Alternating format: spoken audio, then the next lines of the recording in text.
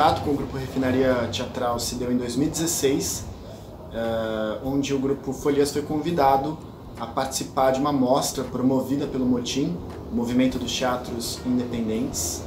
E lá a gente apresentou, lá na sede do Grupo Refinaria Teatral, no teatro, a gente apresentou uma pequena cena que continha uma música do Manuel de Barros, na verdade um poema do Manuel de Barros e uma canção feita por um dos integrantes do Grupo. Eu aceitei o convite para participar do espetáculo num período que eu estava muito próximo do coletivo Refinaria, estava muito próximo de uma das integrantes do grupo, em específico, e sabendo da necessidade de concluir esse projeto e de precisar de novos atores, como eu já me interessava pela linguagem, pela estética do grupo, pareceu uma oportunidade de participar ali de uma forma mais presente das atividades do coletivo. Bom, sobre os ensaios, algo que eu acho muito atraente, muito pertinente na postura dos integrantes do Grupo Refinaria, é a disciplina e o cuidado com a cena desde o começo, desde quando você chega lá e você separa suas coisas num cantinho, você entra no teatro, tem todo um processo de aquecimento que não é apressado, tudo tem o seu tempo de acontecer. A gente cantava também, até mesmo antes desse aquecimento físico, coletivamente, então tem toda uma atmosfera que o grupo cria para que o ensaio aconteça da melhor forma, que a gente possa tirar o melhor proveito do ensaio. Essa é uma característica que chama a atenção no Grupo Refinaria, essa disciplina e esse cuidado com o ensaio nos menores detalhes. A gente tinha hora para começar, mas não tinha hora para acabar. Era um processo físico muito intenso, porque a partir do momento que a gente começa a usar o corpo, a gente aprende a canalizar a energia ali para esse ensaio render e não se tornar algo maçante. Lembrando de uma cena em específico, de um acontecimento sobre esses ensaios, eu lembro como eu pude lapidar a cena que eu estou dizendo, a cena que eu faço na peça sobre o Bandeirante, como junto com o Daniel, que é o diretor do grupo, a gente pôde junto lapidar essa cena nas minúcias, assim, nos detalhes. A gente pegou ali com muito esmero cada frase, cada palavra. Eu percebo que esse processo de decupagem é algo que eu não estava muito familiarizado, que eu passei um pouco por isso na faculdade, mas que com a rotina a gente vai acelerando as coisas e às vezes não se dá conta desses pequenos detalhes. E lá, com o Grupo Refinaria, mais especificamente trabalhando com o Daniel, a gente fez esse resgate, que eu percebo que é uma forma do grupo trabalhar até hoje. Chama muita atenção, porque foi muito rico. É uma pena a gente não ter apresentado ainda, pelo menos, essa cena, mas eu sentia muito prazer fazendo essa cena. Era uma cena bastante exaustiva, mas ao mesmo tempo era muito gratificante exercitá-la. Do ponto de vista do ator, era uma cena muito prazerosa.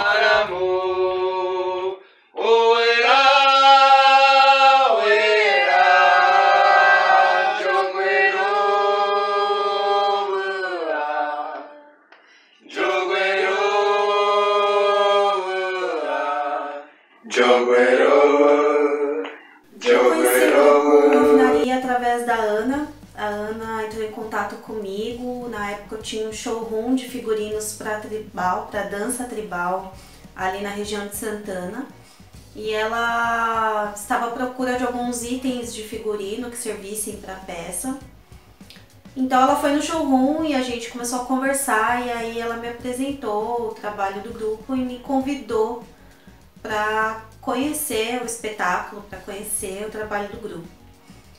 Eu lembro que na época ela conseguiu 2 itens, né, de figurino que eu havia feito para a peça, que foi uma calça e uma coroa. Na época eu tinha acabado de fazer um TCC de um tema meio oriental que falava sobre as Shaktis de Shiva, e aí tinha produzido várias coroas e tudo, e aí nisso ela achou que um item se encaixava ali dentro da proposta. e esses figurinos foram para essa peça Pragas.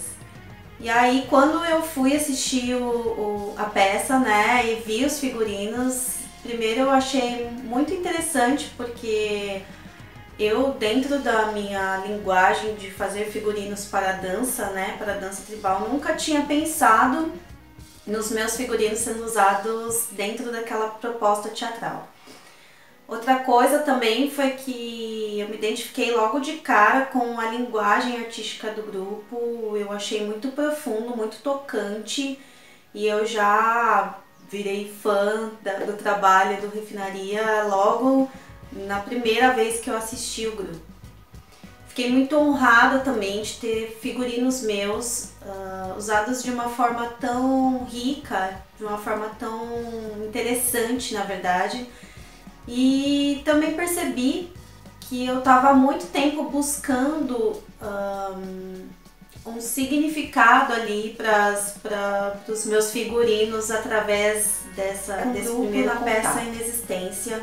Foi, na verdade, a primeira vez que eu pude construir todos os figurinos do zero pro grupo, e foi muito interessante também, porque eu estava saindo um pouco dos figurinos tribais nessa época e estava me especializando em cenografia e figurino. Então, para mim foi um grande aprendizado, uma ótima oportunidade de desenvolver aquilo que eu estava estudando, né, dentro do grupo. O Daniel me deu alguns nortes, né, do que ele gostaria, do que ele havia pensado para os personagens. É sempre muito bom pro cenógrafo, pro figurinista trabalhar junto com o diretor, porque aquilo tudo está montado na cabeça do diretor, né? Então isso facilita muito que a gente busque os nossos repertórios enquanto figurinista e consiga desenvolver mais fácil o trabalho. E foi justamente isso que aconteceu. Eu dei algumas ideias dos meus repertórios, do que eu conhecia. Daniel deu o ponto de vista dele, o grupo também participou, e aí a gente começou o desenvolvimento dessas peças. Por conta do meu trabalho artístico, né, sou bailarina e trabalho com dança, trabalho com figurinos para artistas, principalmente voltado para dança e tudo, eu havia recebido um convite do Daniel para fazer parte dessa remontagem da peça Espelho. E na época, apesar de não poder aceitar o convite, porque eu estava me mudando de São Paulo, estava num processo muito louco, muito intenso pessoal, eu sabia que eu estava muito alinhada, muito conectada com os temas que o Refinaria estava trabalhando, né? Então, tipo assim, a peça Espelho tinha muito a ver comigo. Eu tinha acabado de fazer um trabalho de conclusão de especialização em cenografia e figurino que se chamava Espéculo, né? E trabalhava essa coisa da relação do indivíduo com a imagem, com a vaidade, entre outros pontos. Então eu fiquei muito afim de fazer parte da peça, mas eu sabia que, né, por conta de me comprometer com ensaios e datas e tudo, eu não ia conseguir participar. E aí eu tive que negar o convite, né? Fiz os figurinos da peça Espelho, da remontagem, inclusive eu trouxe aqui uns desenhos para mostrar do processo também. Aqui a gente fez alguns croquis, né, pro figurino, pro personagem Carlos e pro personagem Você, que é algumas ideias, né, de vestes e tudo. Esse foi um figurino onde eu aprendi muito, na verdade, como figurinista, porque eu tinha uma concepção, né, de material para usar e tudo, e aí quando a peça estreou, foi ver que algumas coisas funcionavam, outras coisas não funcionavam. Eu aprendi muito também, aprendi a fazer acessório de cabeça, peruca, tudo que pode imaginar. Eu tenho também isso como característica do trabalho, né? Eu gosto de participar de todos os processos do figurino, né? Então dificilmente eu passo alguma coisa para outra pessoa fazer, né? Eu gosto de entender, de ter participado mesmo, colocado a mão na massa para fazer. Então esse aqui foi um que me ensinou muito sobre material, sobre como o material se comporta no corpo do ator, como ele se comporta em cena, qual que é o desgaste do material. Me ensinou muito como figurinista.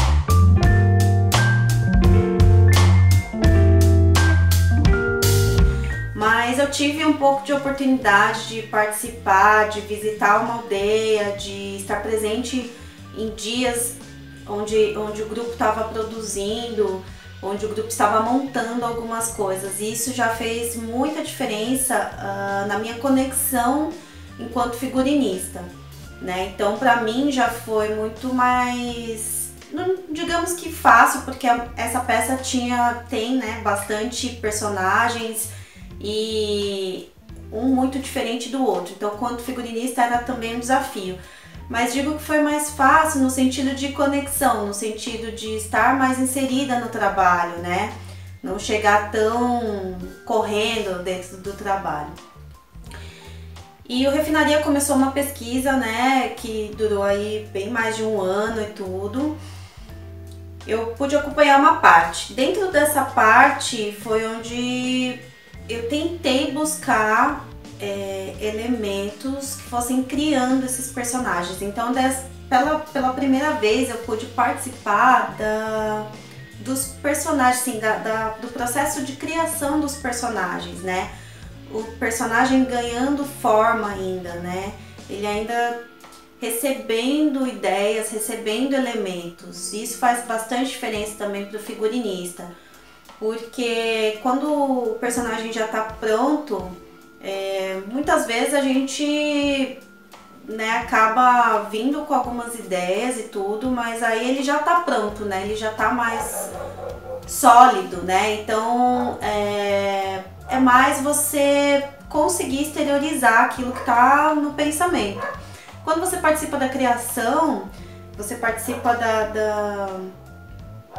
desse personagem criando corpo ainda, você pega todos os processos, né? Então você tem uma ideia, aí daqui a uma semana de repente essa ideia já mudou, é um outro processo, que na verdade é muito mais intenso, muito mais interessante, pra mim pelo menos, né? Aí para esse espetáculo, eu já tive a oportunidade de expor bem mais as minhas ideias, junto com a concepção do grupo. O grupo também participou muito. O grupo, na verdade, grande parte dos acessórios, grande parte das inspirações indígenas, por exemplo, que vieram para a peça, foi do grupo, né? O grupo se uniu para produzir, o grupo ajudou a produzir máscaras, o grupo quem produziu grandes acessórios da cabeça, o grupo produziu saiotes, estruturas, né, de cenografia inclusive. Então foi um processo muito coletivo, né, nessa peça, assim, que foi muito legal. E também graças ao grupo foi possível, na verdade, seria possível estrear a peça, né, porque a gente sempre tem uma ideia de prazo na cabeça, e aí quando você começa a trabalhar, às vezes aquilo foge um pouco do seu cronograma e o figurinista e o cenógrafo sempre estão correndo. Na verdade é essa, né? Eles sempre estão fazendo o melhor que podem dentro daquele prazo, né? Isso nunca é um trabalho assim, eu vou finalizar com calma. Pelo menos isso nunca aconteceu comigo. Eu trouxe aqui alguns desenhos para mostrar. Então, esse aqui é o soldado, né? Esse aqui é os 2 croquis que eu pensei pro soldado. Dentro desse personagem, a gente pensou numa pessoa muito ligada ao passado, né? Uma pessoa assim que teve um passado que na cabeça dele é muito glorioso, né? Enquanto serviu o exército, foi coronel, sei lá o quê.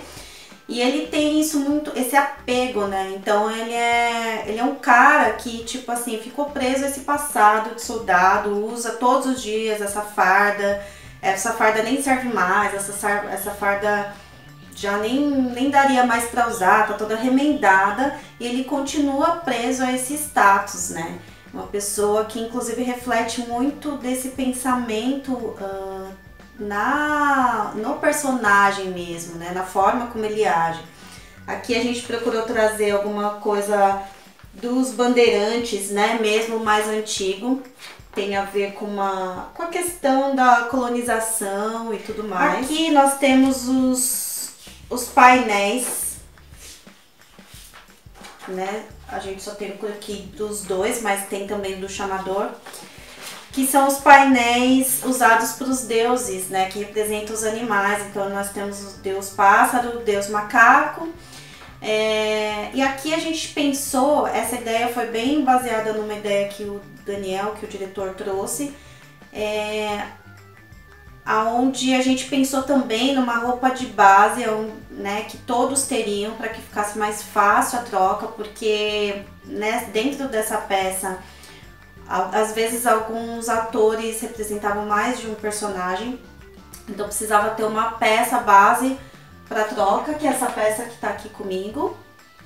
E a gente tinha esses painéis aqui em cima. Esses painéis foram inspirados numa imagem que o Daniel trouxe. E eu também me inspirei bastante em alguns painéis africanos, né? O grupo me mostrou o toré, né? Que é uma espécie de dança. Eu já conhecia dentro da dança africana, das danças nômades, algumas danças que faziam, né, uma referência. E aí eu quis trazer. Dentro desses painéis a gente tentou alguns tipos de pintura manuais e tudo, tentamos fazer uma parte com tinta, o grupo também participou dessas pinturas e depois nós optamos por tingimento manual. Também foram produzidas máscaras, isso foi o grupo Refinaria que fez. Toda a modelagem também foi inspirada de forma que lembrasse o animal, mas que não ficasse caricato, nesse caso. Aqui nós temos as 2 opções de figurino do Cepete Araju. No cepé a gente havia comentado que o cepé tem uma grande importância, então a gente queria que a figura dele fosse muito grandiosa, né? Então a gente pensou mesmo em acessórios grandes para a cabeça, acessórios grandes para o ombro e tudo. Trabalhar um pouco o imaginário de quem está assistindo, mas também sei que precisa existir uma identificação, sei que precisa existir na identificação do público, né, com aquele personagem, ele precisa entender também. Então eu sempre fico permeando essa coisa do caricato ou não caricato. Aqui nós temos o figurino da deusa. Figurino da deusa, esse aqui é o figurino final, né, mas a deusa teve vários rascunhos, foi o primeiro figurino que eu comecei a trabalhar os croquis e tudo, até porque é o meu personagem na peça, é onde eu tenho maior repertório, porque ele tem bastante a ver com a dança, né? Dentro desse figurino da deusa, a deusa ela tem tipo muitos metros de altura, ela é um ser que precisa ser meio etéreo, assim, né? Ela é um ser que a gente não gostaria que mostrasse gênero, a gente não gostaria que ela tivesse muita forma, né? Mas ao mesmo tempo ela precisava passar leveza, precisava conseguir fazer os movimentos e tudo. Então eu acho que principalmente por conta disso, logo de cara, tanto eu quanto o diretor já pensamos em tampar o rosto, né? A gente não queria que ficasse muito marcado uma figura da pessoa vestindo Deus, porque ela é muito maior do que uma pessoa vestindo, né? E aí, no final das contas, eu lembrei de uma dançarina que eu gosto muito, chamada Louie Fuller, né, que faz um trabalho com os tecidos maravilhoso, e aí eu me inspirei muito nela para finalizar a concepção desse figurino da deusa. E aqui nós temos o Borba Gato, que é um exemplo típico de figurino caricato, porque o Borba Gato, ele tem essa importância na peça, de que a gente se reconheça nesse personagem, de que a gente identifique esse personagem. Então o Borba Gato é um exemplo onde eu precisava que as pessoas olhassem para a roupa do Borba Gato, né, para a veste do Borba Gato, e soubesse identificar, né, soubesse identificar lá a estátua do Borba Gato. E então o Borba Gato só teve um croquis por conta disso, porque é exatamente isso que a gente gostaria de passar.